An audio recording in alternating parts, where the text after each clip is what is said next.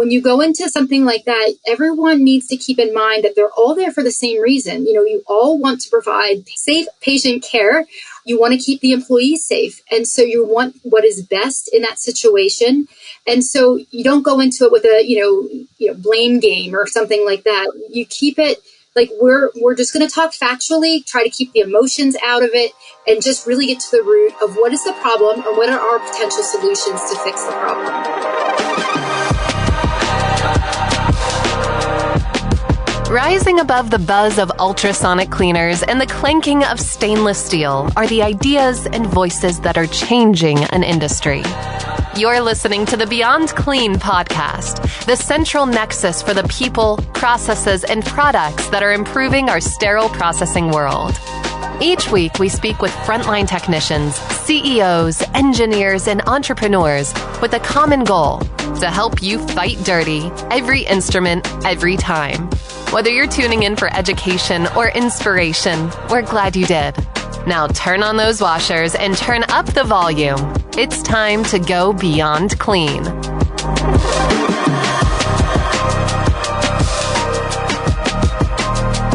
All right, Sterile Processing Universe, welcome back to Season 28 of the Beyond Clean podcast. I'm your host, Bobby Parker, and joining me again in studio this week, back from taking care of that brand new baby girl, is your man, Hank Balch. Welcome back, Hank. Hey, Clean Freaks. I have missed y'all so much. I've kind of missed Bobby, but I've really missed everybody else. So, Bobby, thank you for the opportunity to get back with my people.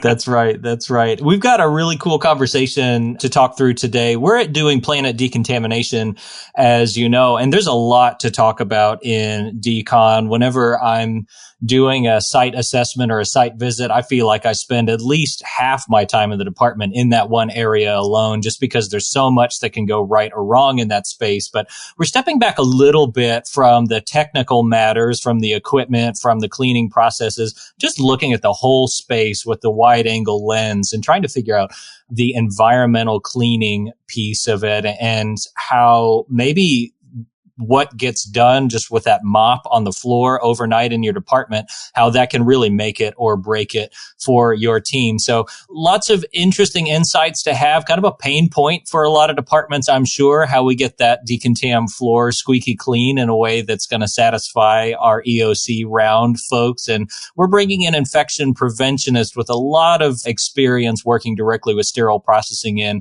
to talk to us about those matters. So should be a really insightful conversation. If you'll stick with us, we will be right back after this break.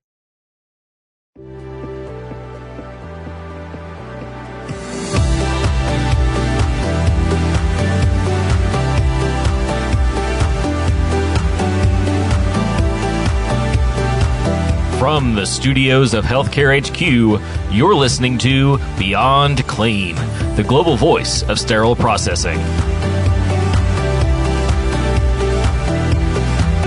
And joining us now in studio is Ericka Kalp, Associate Clinical Professor at Drexel University and also a proud President, launcher of the just launched IP consulting platform, IP Launch. Ericka, we are pleased to have you in studio here with us. Good to talk with you and welcome to the show. Thank you for having me. Yeah, absolutely. Why don't we start off by having you tell us a little bit about yourself, about what you're doing with this new IP platform, and kind of your background related to infection prevention. Sure. Well, my name is Ericka Kalp. I've been in infection prevention and control for more than 20 years. I've had firsthand experience working in the acute care setting, 14 years as a director. I've been in the health department settings, as well as some long-term care work. I am currently, as you mentioned, working at Drexel University as an associate clinical professor. And as of February of 2025, I launched a new company called IPC Launch, which is geared towards helping others in the field if they have different initiatives that they want to launch for infection prevention and control. That could be from outbreak investigations to policies and procedures, reviewing, revising, that sort of thing, as well as just implementing staff education and so forth. So that's hot off the press. Yeah, well, congratulations on that next step. I think founder was that word I was looking for, Hank, earlier as I was stumbling over my words, but congratulations on that new endeavor. Ericka, we invite people from all sorts of different backgrounds and experience levels to talk on the show. It's been a minute, I feel like, since we've had an IP on the show, but this episode in particular, as we're talking about different aspects of decontamination, is focused on the environment of care and decontamination, as we had introduced earlier. And so I'm sure that an EOC team has been something that's just kind of your bread and butter, having worked with that in the past. So before we launch into kind of what that EOC team is, I'm curious, how much of that 20 years have you spent working with just hospital environment of care? Well, full-time, I've spent 15 years full-time working in that hospital environment. Then also as a consultant, I've also gone into different acute care settings, including these SPD areas. And so over the 20 years, I've been in an SPD area every year of the 20 years, but definitely 14 of them were definitely with the SPD department overseeing the processes and things. Fantastic. Well, we love that level of collaboration. We'd like to see more of that going on between SPD and infection prevention. And so, yeah, many conversations we could have over the next 25 minutes, but let's stay focused here. Let's go ahead and jump right in, since today we're talking about environment of care. So kick us off here with some definitions. What do we mean when we're talking about the environment of care or an EOC team with respect to decontamination? So basically, the environment of care can be the building or the space around where patients are taken care of. It could be where equipment is used to support patient care. It's people, including those who work within the hospital, patients who enter the environment. And it's anyone who has potentially a risk of exposure to, either patient care or, the after effects of patient care. An EOC team, environment of care team, is a multidisciplinary team that usually includes somebody from sterile processing, perhaps environmental services staff, nursing, infection preventionists, employee health staff. In my experience, we had facilities management on our EOC team, and we also included risk managers as part of our EOC team. All right. So that environment of care, then, it sounded pretty broad. So I heard you say it could be patients, it could be staff, it could be the floors and walls and doorknobs and all the things in between. So thinking particularly about sterile processing and even more narrowly decontamination, what are some examples of maybe some of the touch points or things that you would lump under that huge umbrella of the environment of care? Because we generally don't have patients in decontam. So like what are we talking about? We have pieces of patients in there, Bobby. But not the whole ones. Yeah. Oh, the stories. Okay. But what are we talking about with respect to environment of care in decontamination specifically? Yeah. So in the decontamination area, also sometimes known as the hole or, areas, we probably can't mention those names here, but because I've heard a lot of different names for it. Basically, it's any area in that vicinity that could have potential for bloodborne pathogen exposure or contamination. So in a decontamination area, just in general, I'm sure it's no surprise that's considered the most dangerous area within sterile processing departments. And it's because of potential airborne pathogens, bloodborne pathogens, the machinery that's used. There's a lot of noise that's happening. It can get very hot in that environment. And there's also risk for slips, trips, and falls in the decontamination area. But most importantly, when we think about the environment of care in that particular area, we think about, from an infection prevention control standard, is what is it that our staff are using or exposed to that could potentially be a risk to them? So in the decontam area, we often will see instruments that are contaminated with blood or body fluids, bone, hair, tissue fragments, things like that. And so when we're talking about environment of care rounds and what we're looking for within the decontam area, that would be the type of thing that we're looking at, the risk to the worker in that case. Yeah, so it could be sinks, floors, ceilings, eye wash, equipment, all the pieces in decontamination. So we want to make sure that we've got our eyes on that. And the other piece of your definition was that EOC team, and you rattled off a list of who might be on that team. Before we keep going, can you tell us a little bit more about those people, like why maybe that group of people are getting together, and what is it that they're trying to do on this EOC team? Do they come around every day, every month, and do they scribble some things down and put it in a folder never to be seen again? Like, what is the EOC team? So the environment of care team, as I mentioned, is multidisciplinary. And the importance of that is, we want to make sure that, we're not coming in just as the infection preventionist looking very narrowly. We want to see a perspective from multiple people, rather. We want sterile processing to be represented on that team because they're the ones who are doing the work. And it's important that they have a say in what's happening and to let, the group know that, maybe some challenges they might be having. It's important, even though it's a multidisciplinary group, we all have the same goal in mind, and that's patient safety and staff safety. So that's why having employee health representation on that group is so very important, because when the employee health person is able to view what's happening real time, policies and procedures look very different on paper, but when you see them operationalized, actually in the moment, it's very, very different. And so it's critical that we have somebody there who represents the employee and their safety. The facilities management people, they have been part of the EOC teams in many different hospitals. What's important about them is they're able to look at, how is that environment working? Are the machines working the way they should? Are there any leaks in the area that they would need to be concerned about? So just when we say the environment of care for the facilities folks, that's really like the walls, the ceilings, the plumbing, that sort of thing. And depending on your type of decontamination room or the setup that your facility has selected, it's important to have environmental services with you on these rounds. I know that some facilities have elected that their own staff within the SPD department will do the terminal cleaning, et cetera. But there are still some facilities out there that will use the house environmental services staff. And so it's important that they have a chance to be in the area to see things happening real time and the opportunity to ask questions. Yeah. So Ericka, I've been on the receiving end of a lot of these EOC team visits. It's always interesting. Like, I've seen it from the consulting perspective. So I haven't been the department that they've been reviewing, but I've kind of been standing off to the side watching this happen. And then I've also been that sterile processing leader who has welcomed them into my home.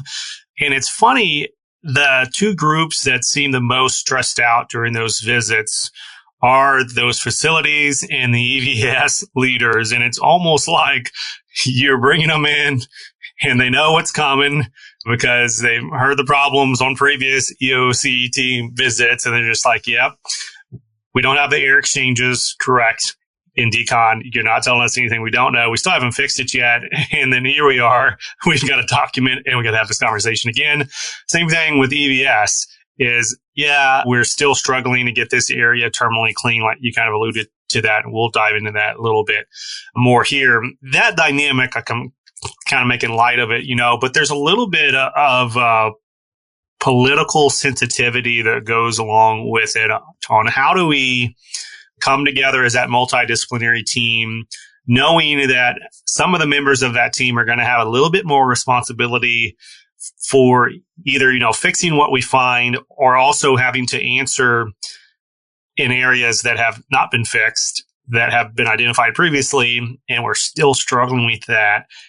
I feel like that IP leader on the team is probably one of the best positioned to coordinate the political challenges and tensions there. How have you managed to try to keep people from feeling blasted, or you put on the spot, or kind of gotcha type experiences? Because that's not what we want.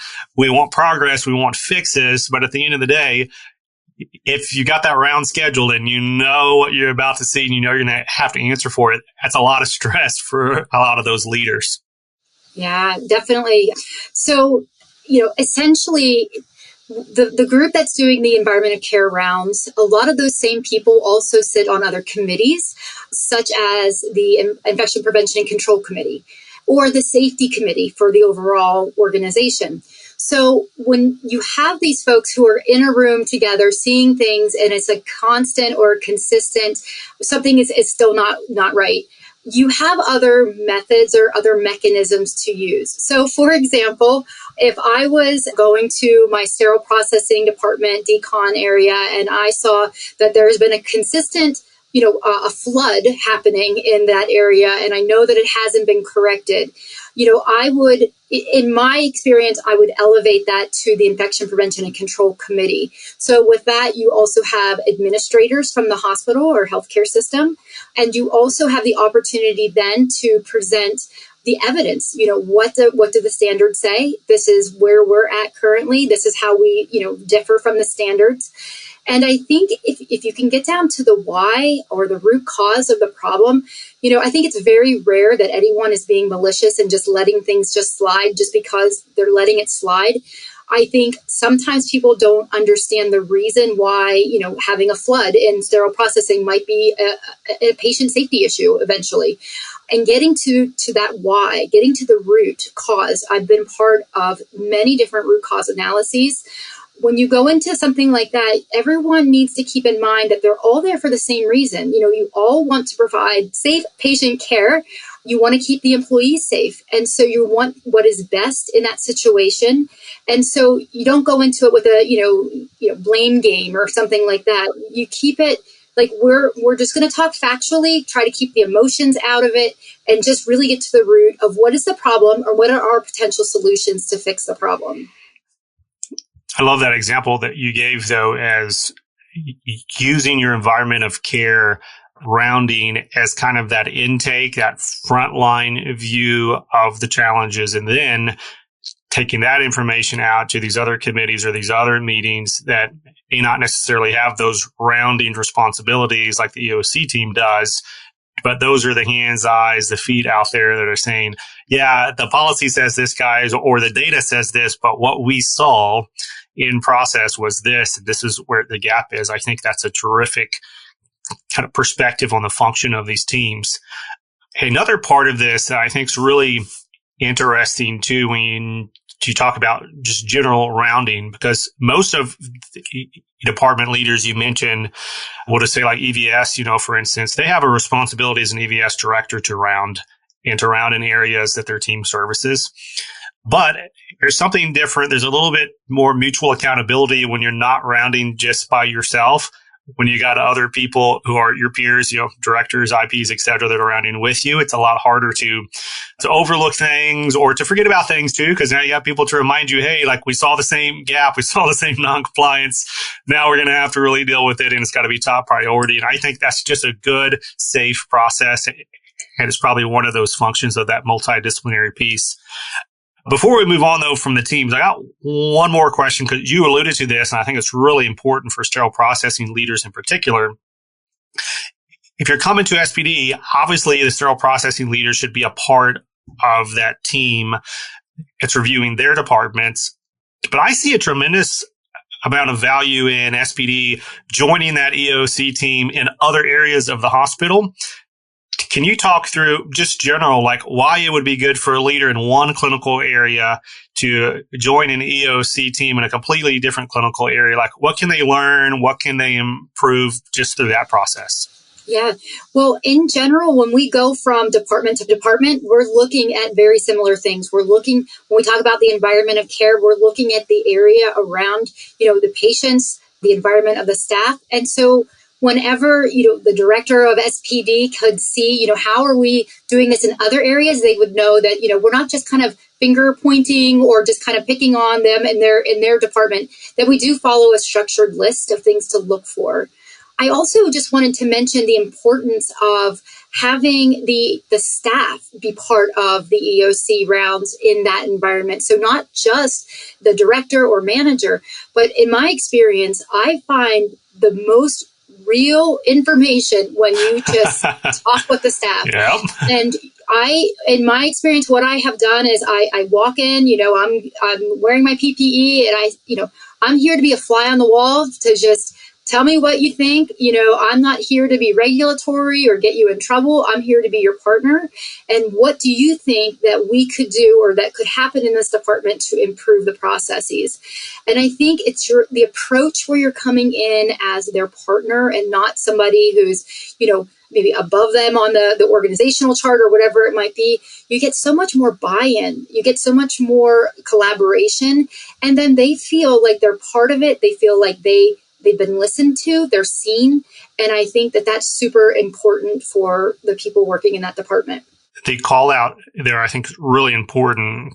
Kind of flip of the coin to what you just said is if you engage staff the way that you should through these EOC visits, and this is true for any kind of rounding, it's that much more important if the communication and dialogue happens after the rounding has been completed and like a week or two or a month later. What happened, right? Like if the EOC team identified, hey, there is constant flooding in here, and the staff was a part of that conversation, and then they don't hear anything about it and the flooding continues and they're like, what the heck, guys? Like we had a group of like 5 or 6 clipboards there and everybody saw it and we talked about it and then it didn't change. You can lose trust like that overnight. And there's a lot of frustration that's created. Or the flip side can happen. And if you at least open the dialogue, you don't have to fix it. Like we understand that there are not some quick fixes many times. It's investment, it's approvals, it's a process. That's okay as long as that communication piece and the transparency piece is put into place so that the staff knows they were heard. It's been escalated as a process. And that alone can drive that engagement, I think, much deeper. Kind of zeroing in here specific to the sterile processing world that we're talking about, to this decontamination environment of care. Standards you alluded to, like a lot of these EOC standards, they're the same no matter what door you open. If it's the door to Decontam, you're looking for very similar things as the door to radiology, right? Is there anything specific to this decontamination area that would be worth calling out here, or any maybe application for the standard view of EOC that you tend to see most commonly when you open the door to Decontam? So in the Decontam area, there are a couple standards, like the AAMI standards, AORN standards. They speak specifically to, the environment being cleaned on a daily basis. They also speak to the fact that the products that you're using for cleaning and disinfecting should be in an area that is just for Decontam. So what that means is that you wouldn't want to carry your supplies into the sterile area of SPD. There's a method by which you would disinfect, you clean, disinfect, and store those different different. And you're talking about like the mops and the brooms and stuff, right? Yes. Okay. Mm-hmm. Right.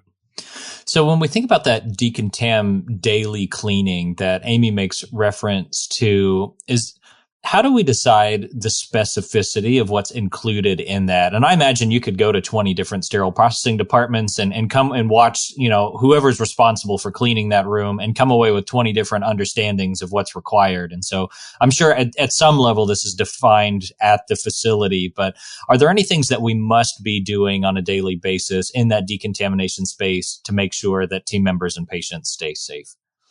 Sure. I think it's really important that, there's a team who decides on the product selection. We wouldn't want people bringing in their own products from home to be cleaning in that area. It's important that the products that are selected are EPA approved for hospital use. We look at products that have the ability to kill C. diff spores. That's really, in the decontamination area, you don't know what you're actually working with. You just need to assume that everything is contaminated. And so by doing your work process with that type of information or knowledge that anything that you're touching could be and may be infected. So that is one way as far as like standard processes go. So when you look at the standards, AAMI ST79 right now defines it pretty generally what that cleaning looks like. But when you zoom out and look at some others, like the AORN guidelines use the word terminal cleaning, and then the just updated last year ST58 from AAMI about low temp sterilization makes the comment that the decontamination space ought to be cleaned to the same level as an OR room, which is where I would kind of associate the word terminal cleaning with. Now, I've never terminally cleaned an OR room before. And so one of the things I've been itching to ask from the start of the interview is, what does that terminal cleaning look like in the OR? And how do you see that applying to the daily decontamination cleaning? Like, how thorough and involved should that decontam clean really be?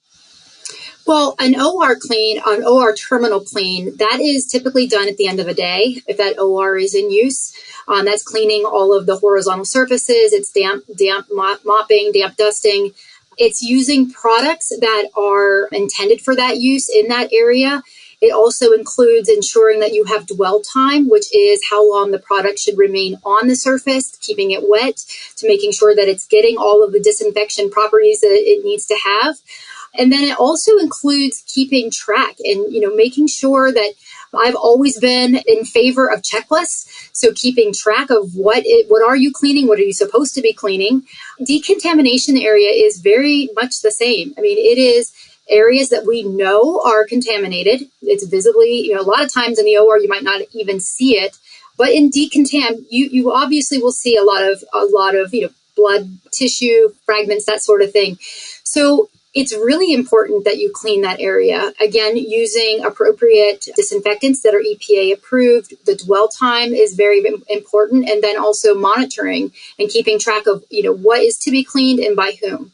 And, reevaluating that. And even AORN suggests even doing, visible inspection or even a qualitative inspection.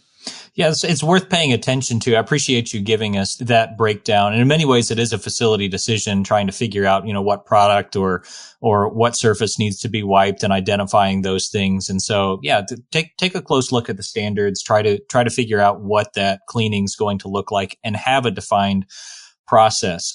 Another piece of this, we've been looking at environmental cleaning in Decontam and kind of the EOC rounds from the woulda shoulda perspective, recognizing that many of our decontamination rooms are woefully undercleaned. And you talk to the technicians and they'll come say, like, the floor has been sticky in Decontam for a week. And I've been there. I've led the department that has the decontamination floor that's sticky. So as we move kind of towards wrapping this conversation around the importance of environmental cleaning and decontamination, what advice or help, Ericka, would you have for departments whose decontam floor is kind of a mess right now? And how do they start making some movement towards compliance in this matter? So I think it's a process issue. So a lot of times it's a common theme where maybe not everyone is aware of who's supposed to be doing the work. Like I mentioned, I strongly believe in checklists. I believe in assigning specific people certain tasks, because if everyone thinks it's everyone else's job to do it, it never gets done. And so, by assigning it to specific people and holding people accountable for those duties are just really important. If I was working in the decontamination area and that was something that I was concerned about, the first thing I would do would be to talk to my manager about it, have them come in, take a look, see for themselves what the problem is. Is it sticky because it hasn't been cleaned? Is it sticky because the new product that you're using maybe is just leaving a film on the floor? Again, getting to that root cause of why is the floor sticky all the time? And, is somebody even, cleaning this? I've done different types of EOC rounds where people have left little bits of paper towels around just to see how long they would stay there until somebody came and cleaned it up. Just kind of testing the system to see how well. Yeah. So, but, for someone to go through all that, that means to me that it's important to them. And if it's important to them, there's a reason. And so, again, not trying to do any finger pointing, but getting into the root cause of what is the reason why, these floors are sticky, and, try to, integrate the infection prevention team. And infection preventionists, they want to know. They need other people to be their eyes and ears. They can't be everywhere at one time. So let your infection preventionists know if there's something that you're concerned about. And more times than not, they will be down there within the day or two and to see, hey, tell me what's going on. How can I help? And, they can pull strings and, meet with different people to get you some help down in those areas. Yeah, Eric, I love that you brought in, earlier the importance of integrating the front line into this conversation. And like Bobby brought up, obviously it's the leader's responsibility to make sure things are fixed, but it's the frontline technicians that have to live with the process if it's broken or if it's working. And I think if anyone understands, this is part of the conversation that we have with our EVS teammates is, they're short-staffed just like we are. And they've got challenges with training and with competencies just like we do. And if anybody gets that, it should be the frontline sterile processing technicians that understand we got our own challenges. We don't do everything right. We've got gaps in our processes. And so it's not a finger pointing issue, to your point that you've brought up a couple times. I really appreciate. We're not casting blame. We're trying to figure out how do we create a process and a program that's repeatable and dependable so that, yes, every day we come in and this entire decontamination area has been competently and compliantly cleaned, and it's been documented in a way that we can prove it. And if that goes back to the qualitative tests that AORN recommends or other tests that we just do on our own accord, I think that's a great takeaway from this conversation and interview.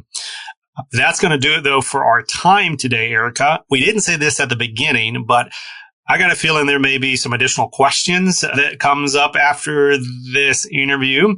How can people reach you if they want to contact and you pick your brain either on EOC stuff, or maybe they've got a solution to some of these things we've talked about and they don't know where to go next with the idea? I'm sure folks would love to reach out to you. Sure. Well, I can be reached. I have a website. It's at www.ipclaunch.com. On there, you can fill in your contact info. I'll be happy to, respond to you as soon as I can. Again, no problem is too big or too small. And, I think we're all in this together, and I'd be happy to help in any way that I could. And I'll also add Ericka's on LinkedIn. So if you want to track her down through LinkedIn, you can find her profile there. And we'll probably tag her if you're viewing this episode through the LinkedIn channel as well. But Ericka, thank you so much, not only for your time today, but your commitment to all of healthcare and every facility and every clinician that you've supported. We could not do what we need to do without folks like you that are out there pushing from all angles. If it's Department of Health, if it's the innovation, if it's regulatory, we need all hands, all decks. So it really means a lot to us. Thank you very much for having me.